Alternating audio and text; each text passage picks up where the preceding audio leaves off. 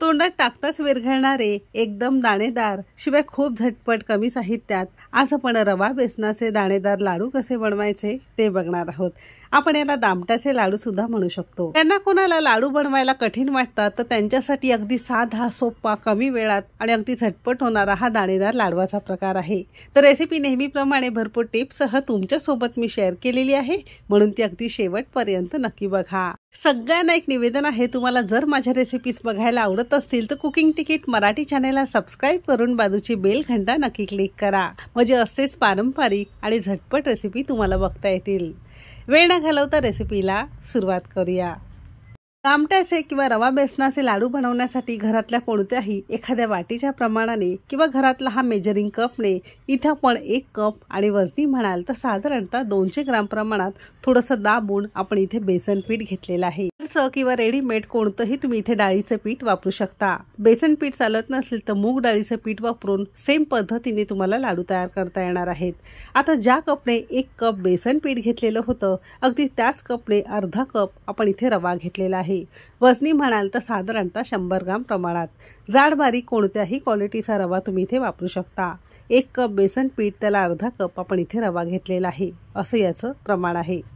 अगदी पाव चमचा मीठ घालणार आहोत। कोणत्याही गोडाच्या पदार्थाला चिमूटभर मीठ घातलं की त्याची लज्जत आणखीन वाढते। न्याहारीच्या किंवा नाश्त्याच्या नॉर्मली चमचाने किंवा स्पूनने इथे आपण 2 चमचे बरोबर मेल्टेड केलेलं किंवा विरघळलेलं साजूक तूप घेतलेलं आहे। साजूक तूप शक्यतो मेल्टेड घ्यावं, म्हणजे आपल्याला याचा अंदाज सुद्धा घेता येतो।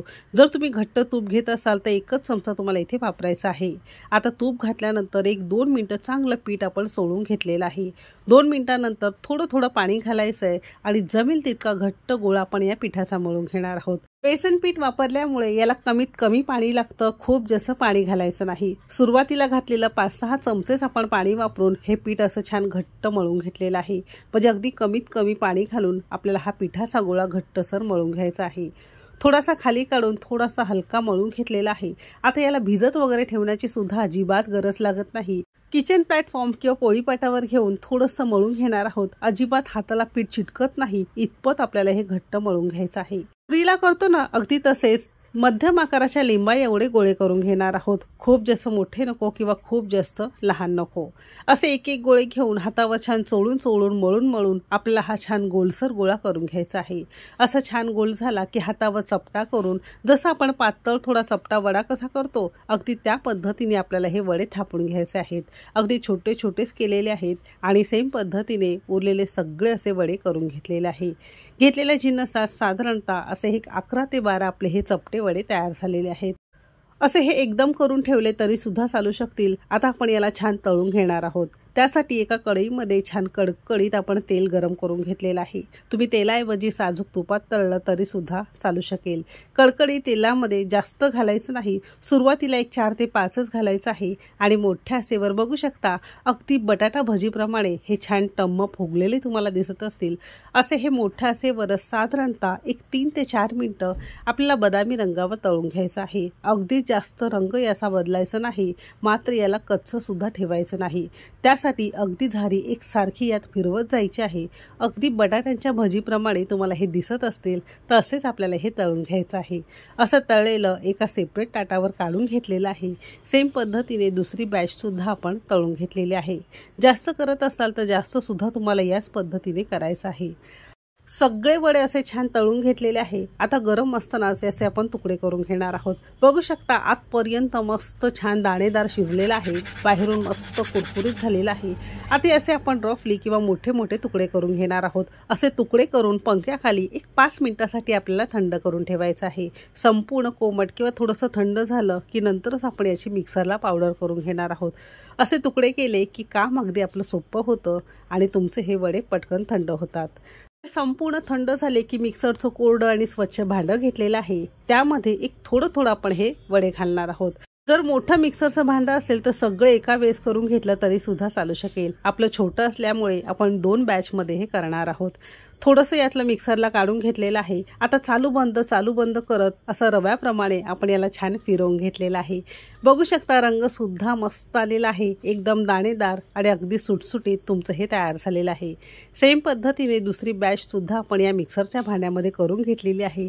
एकदा जवळून दाखवते, तुम्हीच बघू शकता किती याला छान दाणेदार टेक्स्चर आलेलं आहे। तर असं हे बाजारात खूप जास्त महाग मिळणारं दामटाचं लाडू प्रेमिक्स घरामध्ये तुम्ही तयार केलेलं आहे। 1 वाटी बेसन पीठ, अर्धी वाटी रवा यापासून साधारणतः 450 ग्राम तुमचं हे लाडू प्रेमिक्स तयार झालेलं आहे। एकदम सुटसुटीत मस्त दाणेदार असं टेक्स्चर आलेलं आहे। अजिबात तुम्हाला हे तेलकट कुठे दिसत नसेल। असं दामटाचे लाडू तुम्ही कधी ट्राय केले नसतील ते एकदा नक्की करून बघा, असे मस्त लाडू तुमचे तयार होतील। तर ज्या कपने किंवा वाटीने तुम्ही बाकीची जिन्नस मोजून घेतली असाल, अगदी त्याच कपाने अर्धा कप किंवा 100 ग्राम प्रमाणात आपण इथे पिठी साखर घेतली आहे। साधी साखर मिक्सरला बारीक पूड केली तरी सुद्धा चालू शकेल किंवा रेडीमेड मिळते ती सुद्धा तुम्ही इथे वापरू शकता। जर तुम्हाला साखर पूड वापरायची नसेल तर याऐवजी तुम्ही इथे गुळाची पावडर वापरू शकता। अगदी पाव चमचा तुम्हाला यामध्ये वेलची पूड घालायची आहे। आवडत नसेल तर थोडंसं जायफळ किसून घातलं तरी सुद्धा चालू शकेल। शिवाय थोडासा मनुका, काजू, बदाम आणि थोड्याशा कलिंगडाच्या बिया घातलेल्या आहेत, जे पारंपरिक पद्धतीने या लाडवामध्ये वापरलं जातं। तुमच्या आवडीनुसार तुम्ही यामध्ये घालू शकता। अगदी चिमूटभर यामध्ये आपण पिवळा खाण्याचा ऑर्गेनिक रंग घातलेला आहे। टोटली ऑप्शनल आहे, तुम्हाला नसेल घालायचं तर तुम्ही स्किप केलं तरी सुद्धा चालू शकेल। आता ही सगळी जिन्नस हाताने 1-2 मिनिटं आपण चांगली चोळून यामध्ये एकजीव करून घेणार आहोत। मगाशी सांगितल्याप्रमाणे साखरेऐवजी गुळाची पावडर वापरू शकता, म्हणजे यामध्ये पटकन ती एकजीव होईल। असं छान आपण चोळून घेतलेलं आहे। मात्र थोडंसं हे बॅटर आपलं थोडंसं कोरडं वाटतंय किंवा लाडू वळता येत नाहीयेत। जर तुम्हाला असं वाटत असेल तर यामध्ये तुम्हाला मेल्टेड साजूक तूप साधारणतः 2 चमचे वापरायचं आहे। जर घट्ट असेल तर 1 चमचा वापरला तरी सुद्धा चालू शकेल। साजूक तूप घातल्यामुळे लाडवाच्या या पिठाला थोडासा ओलसरपणा येतो आणि मस्त लाडू तुम्हाला वळता येतील। जर आणखीन जास्त कोरडं वाटत असेल तर आणखीन एखादा चमचा साजूक तूप वापरला तरी सुद्धा चालू शकेल। व्यवस्थित झालेलं आहे। आता आपण याचे फायनली लाडू वळायला घेणार आहोत। एका हाताने जमत नसेल तर दोन्ही हाताने माझ्याप्रमाणे घेतलं तरी सुद्धा चालू शकेल। लहान, मोठा, मध्यम आकाराचा तुम्हाला जसा आवडेल तसे तुम्ही याचे लाडू वळून घेऊ शकता। आपण असे हे मध्यम आकाराचे लाडू वळून घेणार आहोत। आता जर तुम्ही ही रेसिपी पहिल्यांदा ट्राय करत असाल तर असे हे थोड्या प्रमाणात केलं तरी सुद्धा चालू शकेल।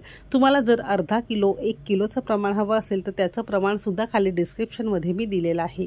कारण दिवाळीला कसं आपण बऱ्याच प्रकारचे लाडू बनवतो, म्हणून असे सगळे थोडे जरी करून ठेवले ना तरी अगदी मस्त राहतात। असे लाडू संपूर्ण तयार केल्यानंतर पंख्याखाली 1 अर्धा तास संपूर्ण थंड करून घ्यायचंय। एखाद्या हवाबंद डब्यामध्ये तुम्हाला स्टोअर करायचंय। आपण इथे अगदी मध्यम आकाराचे करतो आहोत, म्हणून घेतलेल्या जिन्नसात साधारणतः 7 ते 8 मध्यम आकाराचे लाडू आपले तयार होतात।